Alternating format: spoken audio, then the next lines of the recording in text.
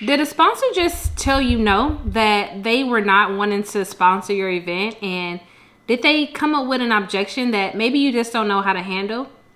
I got you. In today's video, I'm going to be talking about several different objections and how you handle those sponsor objections professionally with tact, but in a way that allows you to learn what you need to learn in order to be better the next time. My name is Mariah Monique, and I am the founder and CEO of the Sponsorship Catalyst, where I teach and empower nonprofit organizations such as yourself how to secure event sponsorships so that you can increase your impact, your revenue, as well as partnerships.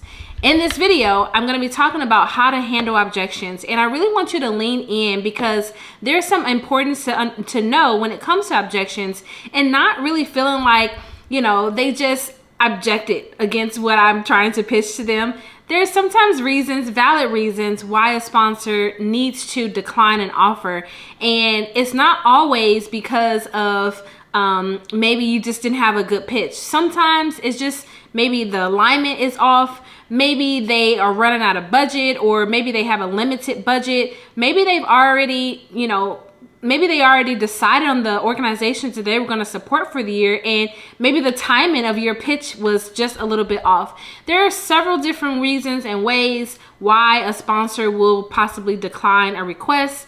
However, I'm going to talk about some of the common objections, and I'm going to give you some responses so that you can, again, glean information from that objection in order to get better the next time. Now, I've got my laptop here, so you might see me look down a little bit because I want to make sure that I give these the way that I wrote them and that you can understand them very clearly. So one of the first objections that I've heard or have given to folks is, I don't have the time right now. You might hear this from a sponsor who has an influx of requests, right? But sponsors are inundated with requests from for-profit, from nonprofits, and so they may not have enough time to hop on a call with you, or they may not have the time to dedicate, looking at your sponsorship pitch. And so when you hear someone say, I don't have the time right now, understand that it's not rejecting, what you're trying to do, or not trying to reject you having a conversation with them. There are reasons why one might do that. So this objection implies that the potential sponsor is currently too busy to engage in discussions or review sponsorship materials.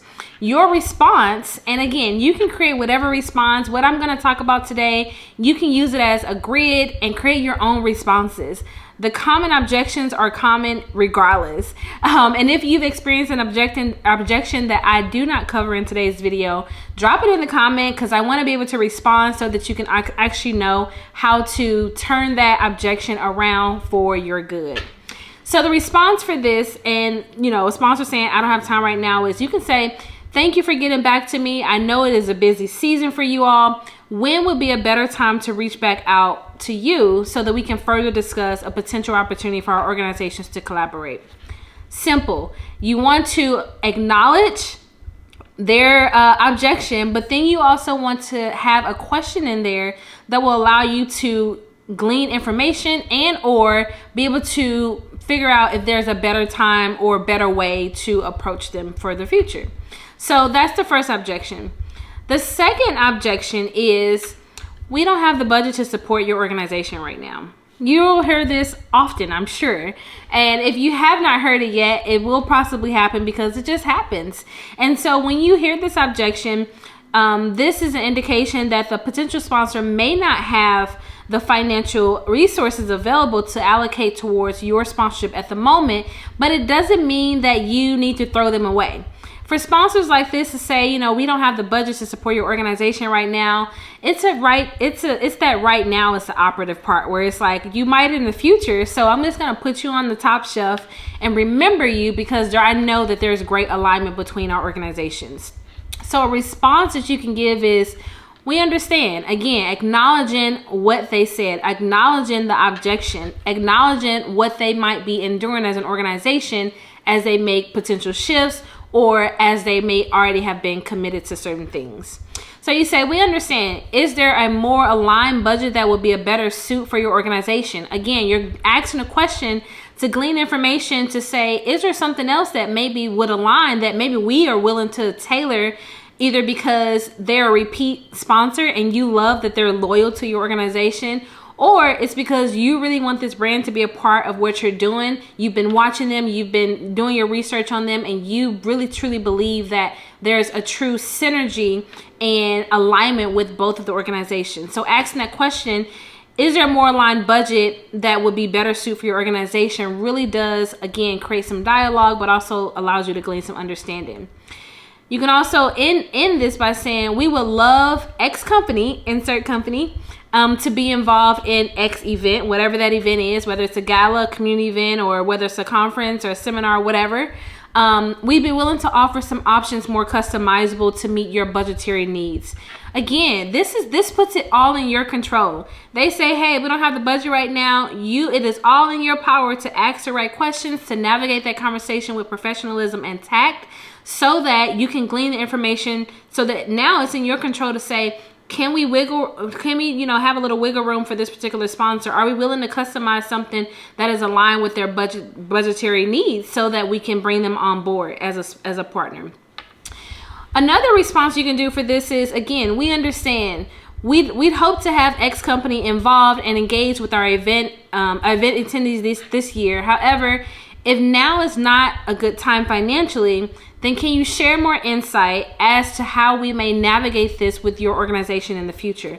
Love this question. Reason being is because, I have experience where, certain fiscal years, you're straddling different people's fiscal years.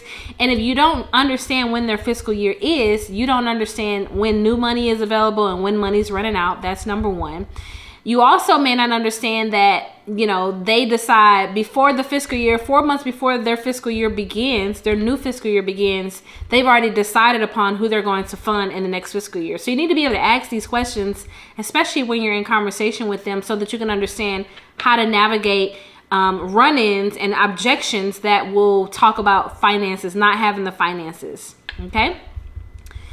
The third objection, and maybe it's not an objection, it's just kind of a statement that people say. I definitely have said it as well. One, because the organization that I worked for operated in that regard. Two, again, going back to the first objection of not really having time, particularly to be in conversations with a bunch of people, hearing about their organization and hearing pitches. So you might hear this objection where it says, just send me an email, or just email over your sponsorship proposal in your deck. This objection suggests that the potential sponsor prefers to receive sponsorship materials via email rather than engaging in face-to-face meetings or discussions. This is also common. Sometimes people just want to be able to skim over what you have versus investing 15, 20, 30, 45 minutes on a call or at a coffee with someone that they may not feel is aligned. And when I say is aligned with the organization, sometimes you're in alignment with the organization.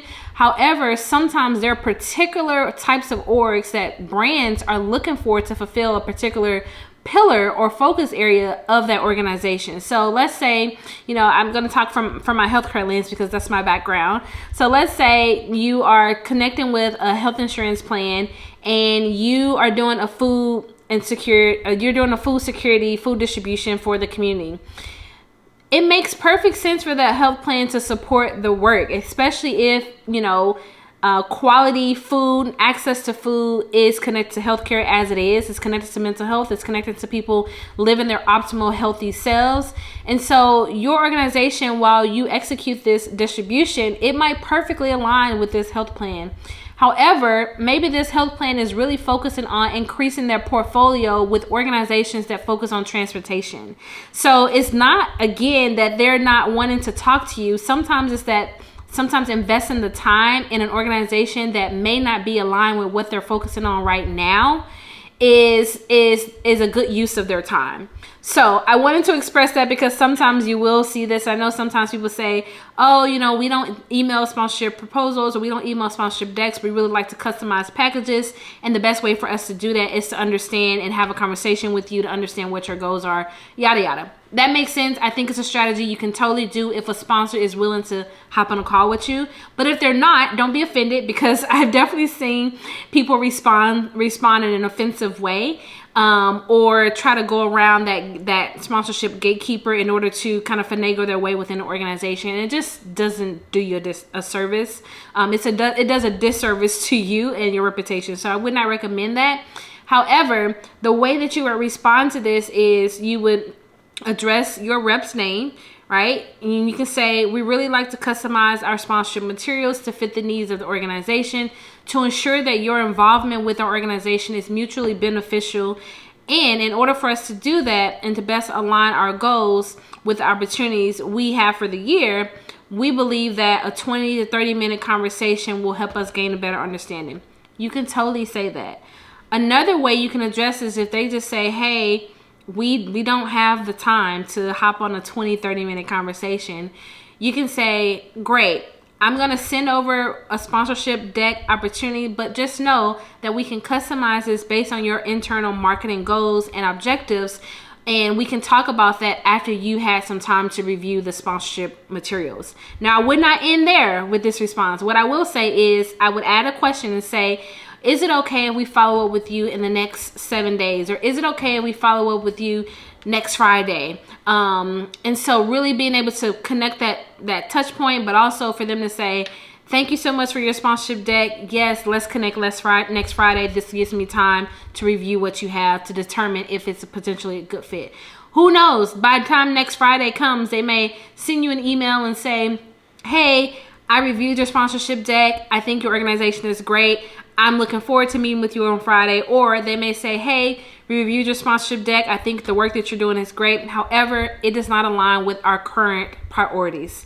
Can we meet another time? Can we meet in Q3 or Q4? Again, so that give them that flexibility to be able to say if it's going to work or if it's not going to work. I've harped on that enough. The next objection is, let me run this by my team first. And this usually will happen, and it happens because most sponsorship gatekeepers are not always a decision maker. Sometimes they are a part of the decision making process, sometimes they are not. And so and this goes for even if you go to a manager of a sponsorship team. Again, they're going to go to their sponsorship team that is closer to the work to be able to say, hey, is this going to be a good fit? Is it aligned? All of that good stuff. So a reason why this objection might happen is a sponsor wants to consult with other team members or decision makers before committing to any sponsorship agreement. So again, it's not that they're saying no, they're just saying we need to run this by our team first before we, one, decide to hop on a call if a call is what is requested. Two, if we're going to support it at all and invest the money and the time supporting an event. So your response would be absolutely, rep name. We'd be happy to hop on another call with the rest of your team to further discuss our sponsorship opportunities and how we feel they align with the mission and vision of your organization. Again, making it about them, making it about their mission, making it about their goals as it aligns with your mission and your goals as well. Again, adding a question. Is it okay if we follow up in a week to check in with you and your team? Again, you now have you've got control, you've thrown the ball in their court, and they say, yes, it's okay for you to check in with us in a week. You have to make sure that now you have put it in your calendar. We're not that smart to always remember things. So calendar it, put it on your calendar, say follow up with X company, and just check in with them. Maybe that is an email, hey, just checking in to see if you were able to review the materials, or just checking in to see if you had any other questions, or what your team felt about the potential proposal opportunity that we are sharing with you all. Again, you check in. Alrighty, the last one I'm gonna go over. There's a few more I could do, but I'm just gonna go over one more so you have 5. So the last one I'm going to go over is, I think this will help those that are new organizations. So I'm going to go with this one. It says, we've never heard of your organization before. Now, this objection indicates that the potential sponsor may lack familiarity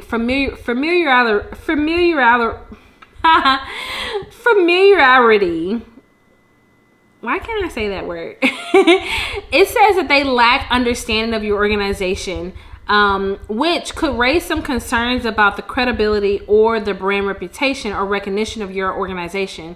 However, again, it's not a no. It's a way that you can navigate this as well. And so your response is you just kind of shed some light. You insert your organization name.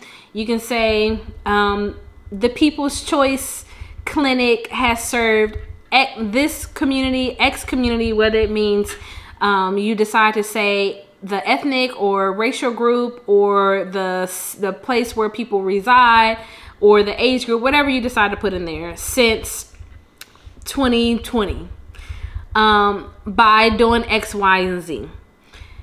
I've attached a one-pager about our work, and here is our website, and you just kind of insert hyperlink your website. So again, they got that one pager, and then they also have access to your website, and hopefully your website is up to date and a good reflection of who you are, because that's going to be really critical, especially if you're going to be driving traffic there. So insert your website. Then you can say, I'd love to hop on a quick 20-30 minute call to share more about who we are and what we do. Are you free? And then provide some days. Are you free Monday at this time and this time, or Tuesday at this time and this time? If so, who else should be on the call, right? Because this question is critical, because if they've never heard of you, maybe others in their organization haven't heard of you. And sometimes when you're able to pitch to a sponsor, if they're willing to go that route, then you want to maybe have multiple people there to be able to understand the vision, so you can essentially sow the seeds of the vision of your organization into two minds, two brains in the brand that you're going to be pitching a sponsorship to. So if so, who else should be on the call? You schedule that meeting, get it all solidified, and make sure the right people are going to be in that call. That's all the objections I'm going to cover today. There are tons of other objections that I could have covered, and I do have responses for. But if I did not cover objection that you've gotten before, or maybe it's an objection that you've been telling yourself in your brain, but you've never actually heard it, I want you to drop it in the comments, because I want to address it. I want to talk to you about why a sponsor might have that objection, but I also want to talk to you about the potential response that you can have, so that one, you can acknowledge, two, you can work around and navigate what they're saying, and three, you can ask the right questions to glean the information necessary to move forward or to understand how to better approach that particular sponsor. And as always, you don't have to stop learning. Be sure to connect with me on all social media platforms at The Sponsorship Catalyst on Instagram and Mariah Monique on LinkedIn. And be sure to make sure that you've joined our email list, because I share lots of tips and gems through the email. So click the link below, and if you want to work with me on a larger scale, book a discovery call, because I'd love to get your sponsorship strategy off to a great start so that you can start winning big this year. Have an amazing day. Bye.